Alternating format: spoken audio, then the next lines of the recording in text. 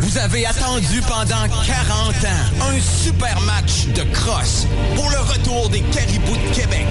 Un soir seulement, 40 ans d'histoire. Samedi le 6 juin à 19h à l'Aréna de Loretteville. Aki Washar de Wendake contre la Milice de Laval. Les billets, c'est seulement 10$ en vente sur Eventbrite. Tu viens pour le party, mais tu restes pour la game. La super équipe de cross, Aki, Washar. Je respecte bien mes virgules, moi, en tout cas, quand je dis le nom de l'équipe. Et tous les joueurs me l'ont bien dit. Ils sont contents que je fasse ça comme il faut. En forme, Fred Renaud. En forme, certain. Yes!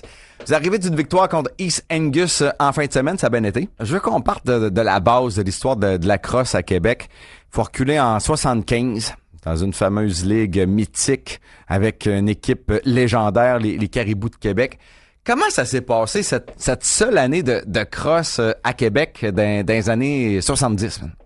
Oui, en 75, une équipe arrive à Québec depuis Syracuse parce qu'il y a eu un changement, donc un déménagement. Yes. Une année en 75, l'équipe de Québec a joué dans le circuit à l'époque, dans la Ligue nationale. Et une soixantaine de parties dans la saison.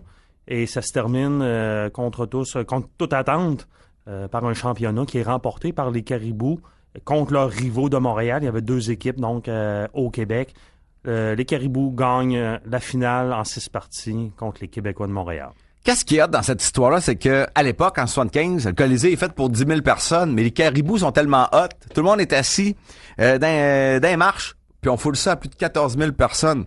De ce qu'on comprenait des histoires qui viennent des vieux joueurs, si les Caribous callaient une pratique en après-midi, 6 000, 7 000 personnes pouvaient se déplacer pour les voir pratiquer. Les Caribous de Québec, c'est devenu comme mythique. Plusieurs, faut dire la vérité, le monde de 20-30 ans ont aucune idée de quoi qu'on parle. Et sur Internet, il y a très, très peu de stock sur les Caribous de Québec. Mais ceux qui étaient là dans les années 70, qui étaient des enfants probablement à l'époque, qui allaient voir jouer les Caribous, pour eux autres, c'est vraiment un imaginaire incroyable, l'histoire des Caribous de Québec. Je veux pas te piéger, mais Fred, comment ça qu'il y a pas grand stock sur les Caribous sur le web? L'histoire a été un peu effacée. Ça l'a passé par une ligue qui malheureusement a fait banqueroute. Alors, la Ligue nationale de crosse en 74 avait de bonnes intentions. Ça a duré 2 ans. Alors, sur 6 équipes, déjà en 75, il y en a 3 qui ça marchait plus. Alors, on a fermé les livres malheureusement en 75. C'est plus tard, une dizaine d'années plus tard, 86-87, qu'on a reparti une 2e édition de la Ligue nationale de crosse. Donc, c'était d'autres personnes, d'autres actionnaires, d'autres dirigeants qui ont décidé de porter le même nom, la Ligue nationale de crosse. On a reparti sur des bases neuves. Puis on a comme, effacé un peu le passé. Il y a une équipe qui était là en 75, qui s'est retrouvée plus tard en 86-87. C'est l'équipe de Philadelphie, les Wings. Mais on a reparti vraiment sur des bases nouvelles. OK. Présentement, la Ligue nationale de crosse, si vous allez peut-être à Toronto ou Buffalo, les bandits, tu parles encore du 10 000, 12 000 personnes au game facilement.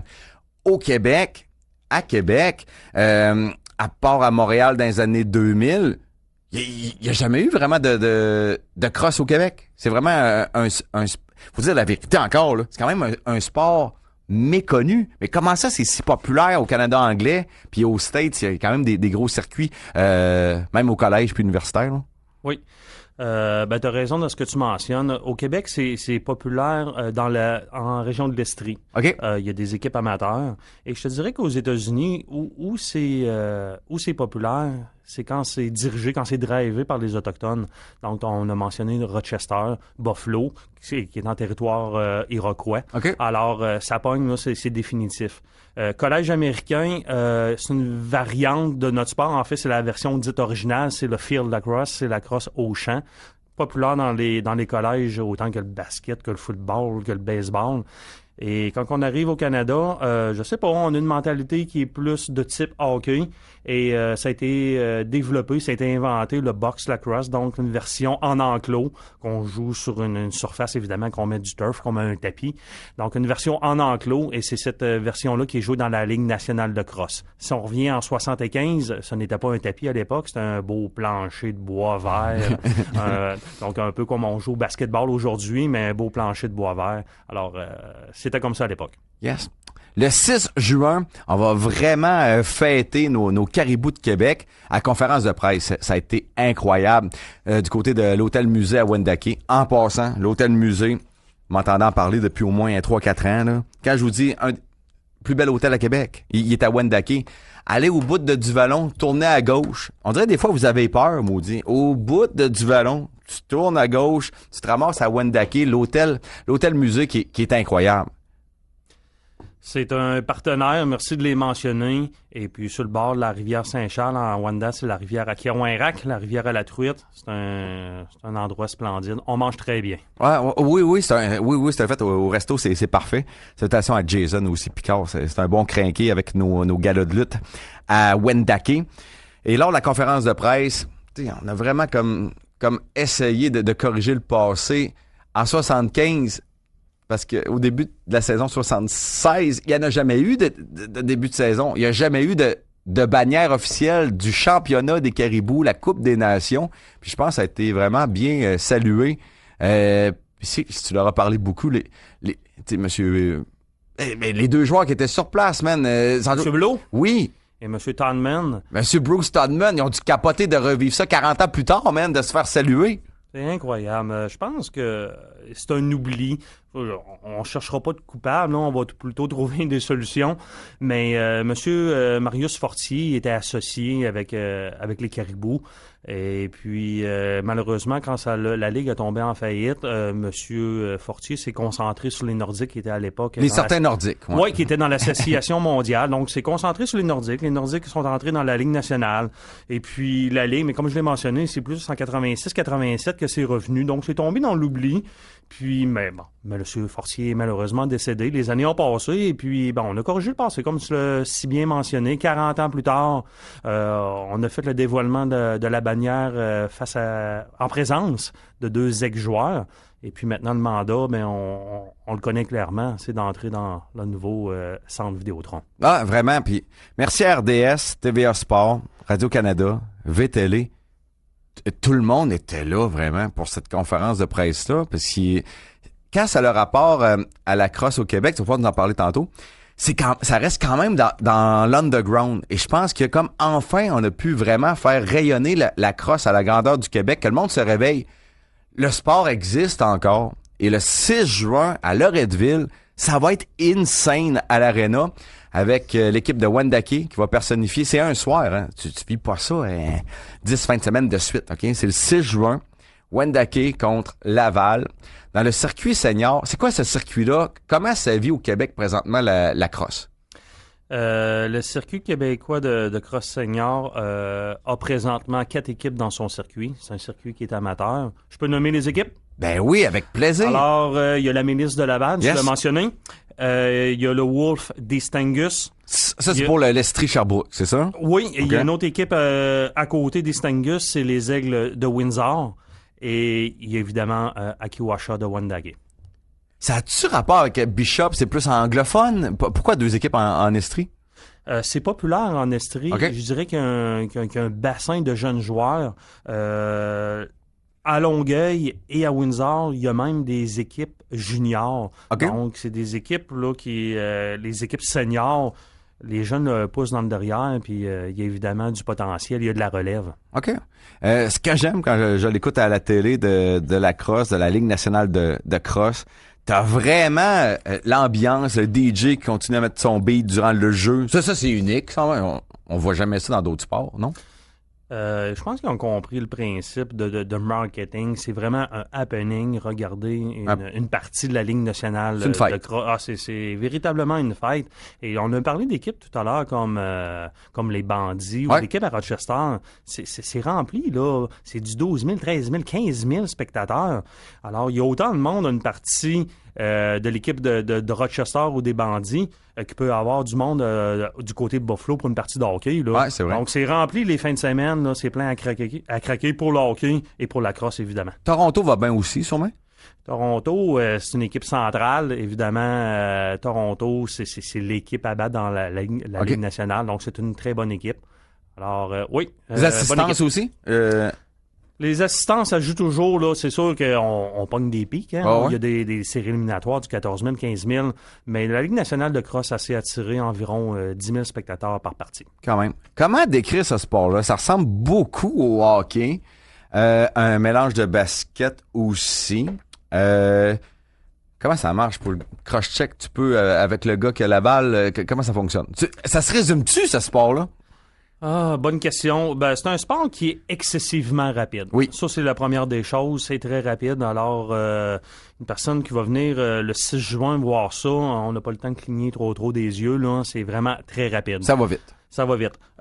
Semblable au basketball, donc on a une stratégie de 5 attaquants. On revient les 5 en défensive, mais bien sûr, il y a des joueurs qui sont plus axés sur la défensive et la transition. La crosse, ça ressemble au basketball en raison du shot clock. Là. Il y a un chronomètre. On a 30 secondes pour prendre un lancer. Si malheureusement, après 30 secondes, il n'y a pas de lancer qui est pris, on entend très clairement la cloche et on donne la balle à l'autre équipe, tout simplement. Good. Pour le pointage, ça ressemble à quoi? Il y a du but. Il y a du but qui se marque dans une partie de crosse. Les gardiens sont gros. Je suis moi-même gardien de but. Ben oui, votre équipement est énorme. C'est énorme, mais les gars, c'est des magiciens. Ils ont des mains incroyables. Et sachez que les bons joueurs de hockey ont tous déjà manipulé une crosse. On peut nommer facilement les Gretzky, par exemple.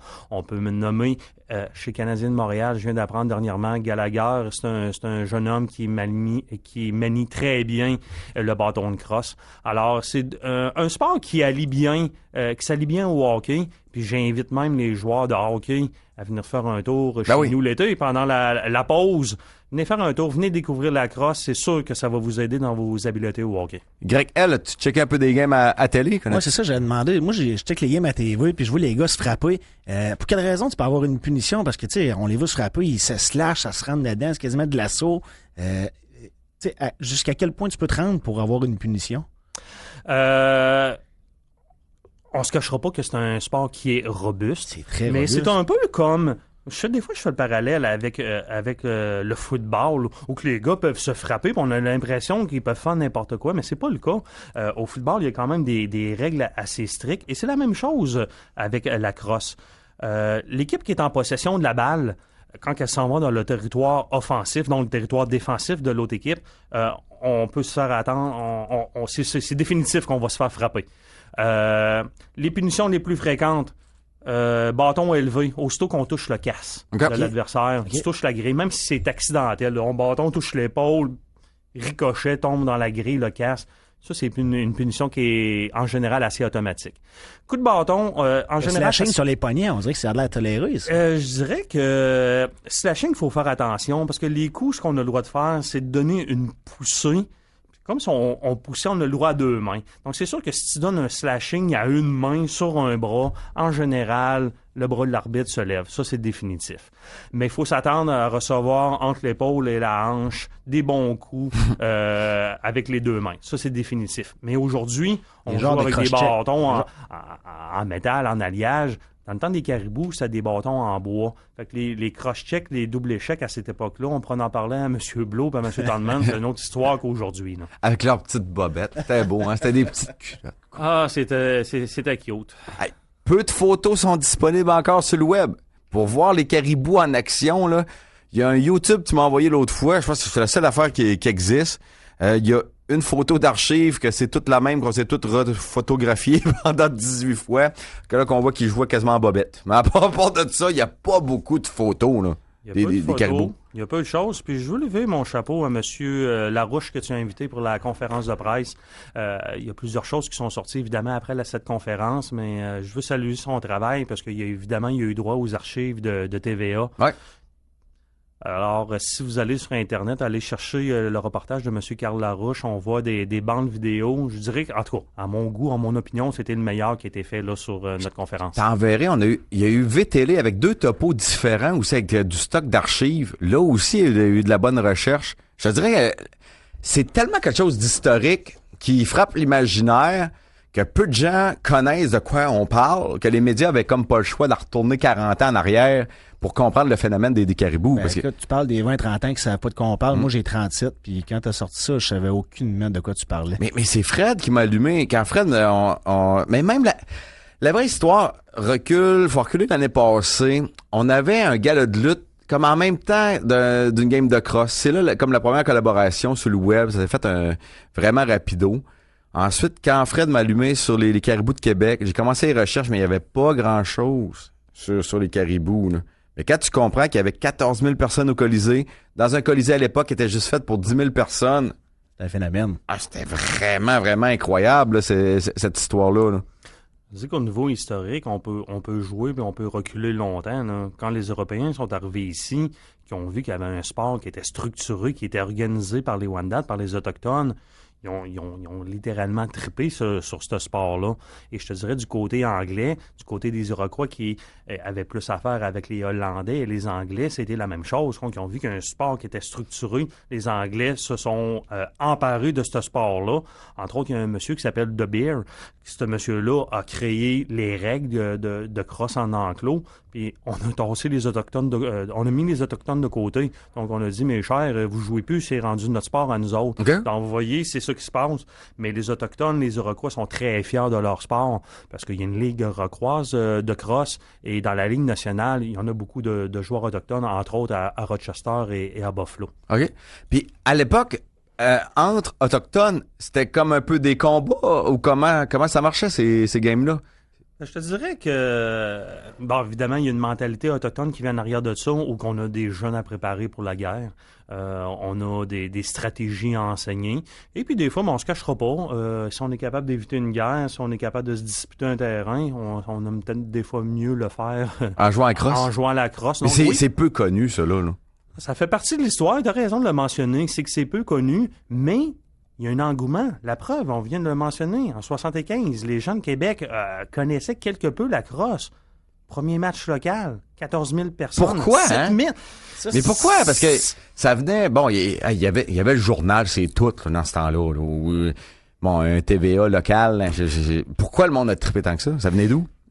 J'ai goût de faire une association avec le hockey où que les hommes de hockey étaient associés à la crosse. T'avais juste un francophone en plus. Tout un phénomène, là. C'est tout un phénomène, mais à Montréal, il y avait Ferguson, le défenseur des Canadiens, qui s'occupait des Québécois de Montréal. OK. À Québec, il s'est fait convaincre par M. Fortier et M. Barré embarqué comme commanditaire, mais M. Barré était le beau-père de Guy Lafleur. Donc, vous voyez, le monde du hockey était en arrière de la crosse. On a fait la promotion et c'était définitif que c'était une continuité du hockey. On joue au hockey l'hiver, puis la crosse est là pendant l'été parce que la crosse, ben on l'a vu, hein, ça commence en avril et ça se termine en septembre avec les séries éliminatoires. Oui, c'est vrai. Yes. Le phénomène est quand même quelque chose pareil parce que 14 000 à une game, je peux comprendre, mais 7 000 personnes à une pratique, ça c'est incompréhensible.